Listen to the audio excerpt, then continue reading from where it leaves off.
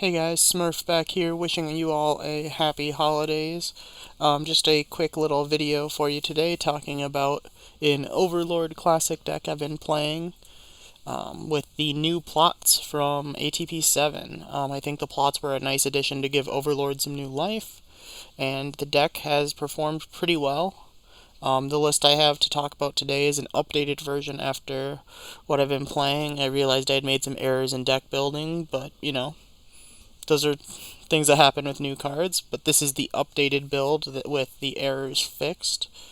It's going to be an Overlord plot list featuring Misfire from ATP 7 and Scourge as another support character who's a specialist. You could do Flame War in that spot too. I went with Scourge because Scourge is not needing to flip on turn 1. In this deck, he's probably just staying in alt mode more than likely, and you're flipping Misfire and Overlord. But being a Herald is nice because if you do flip him with things like our Change of Plans or or using Misfire's flip ability, you can move damage off of him to keep him a little bit more healthy, and vice versa. You can use Scourge to move damage off of Misfire as well. We have in our action slot, we have Bigger They Are to help our little guys get through some damage. We have Two-Pronged Attack, which is one of the best cards for Overlord since he's both a tank and plane in both modes. And just getting to discard 2 and deal 2 for one action play is ridiculous. We have Despite Any Difficulty, just as a defensive secret action, as well as Downfall Protocols. Downfall's just a really good card. We don't have any leaders, so it's just a black pip here, but part of the Overlord strategy is just being kind of a controlling prison deck, and Downfall falls right into that. You get 3-star cards with Overlord's ability. We went with Bolt, Leap, and Aura. When I said that I had made deck building errors, I accidentally had included Space Bridge as one of my star cards, which is not a legal option because it has two pips on it. That was turned back into Leap of Faith, which is what was changed for it. Not a big deal. Like I said, this is what happens with new cards. But for plots, we do have Change of Plans as a 2 of, just giving us 2 extra flips per turn cycle when it's legal, or in play, I should say. We have no melee, so we can't get the third mode, but that's fine. We just are using it for extra flips. Foolproof Designs and Glimmer of Hope. We actually can use all their modes. Foolproof giving us some extra reach, since we're likely leaving characters on low health with a couple of our other guys' attacks. We can finish them off with Foolproof or accelerate it and get a big chunk out. Glimmer is kind of our brainstorm in the list, with both Scourge and Misfire being specialists. We get 2 action plays, which we're kind of missing in Overlord now that Brainstorm's been banned. It also just draws us 2 extra cards so we can keep our hand full. Dare to Dream is there just as kind of a catch-all. It finds us what we need, it accelerates us, it gets more plots into play, it kind of does it all. So yeah, that's like the plot package we're running with. Misfire draws us cards whenever we play plots and recurs our KO'd plots, so we can just keep having gas to keep going. Misfire is actually just as important as Overlord a lot of times in this list because he is kind of the glue that keeps our plot package together. Moving on to the upgrades, we have Energon Axe, Handheld Blaster, Backup Beam, Scoundrels, and 1 Javelin. We have Bashing and Fortified Hide for armors.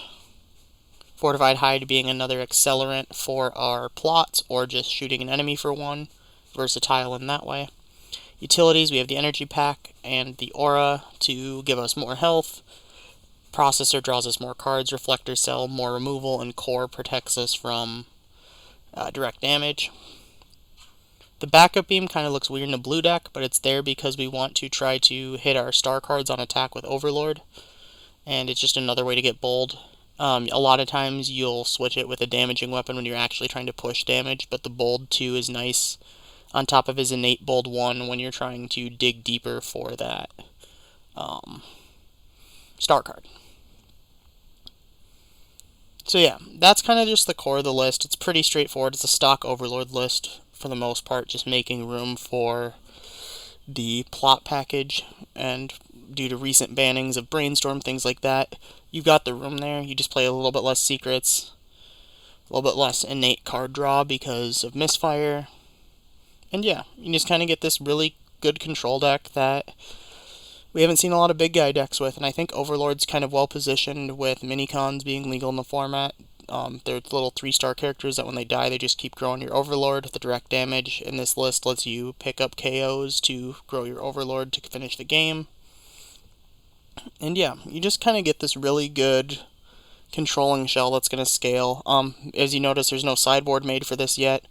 We have a classic tournament coming up in after the holidays, and it's nice is that we actually get a character this go around in sideboards, which normally you don't get in classic. I think you sideboard probably either Double Dealer or Soundwave. It's probably Soundwave, since he helps grow your Overlord and lets you go too tall. And then you probably would play some more upgrade removal, more direct damage safe, like safety valves, like Hollow Matters, or more absorption cores. Maybe more hand disruption, maybe some more secret actions. Like, the sideboard's very flexible in this list. It kind of depends on what you're not wanting to lose to, and you just pick your battles that way. But I think that can be said about most sideboards. Alright, so it was just a short one today, short little deck tech. I hope you guys enjoyed. I'm hoping to have a Commander video for Magic, actually. My first non-Transformers video on the channel coming out soonish, talking about some budget Commander decks that I want to eventually build in paper, because I think budget EDH, specifically budget CEDH, is a pretty unexplored realm, and it's something I am really interested in because there's a lot of cool combos and cards you can play that you normally wouldn't. So stay tuned for that if you're a Magic fan. Otherwise, thanks for watching, and have a good holidays.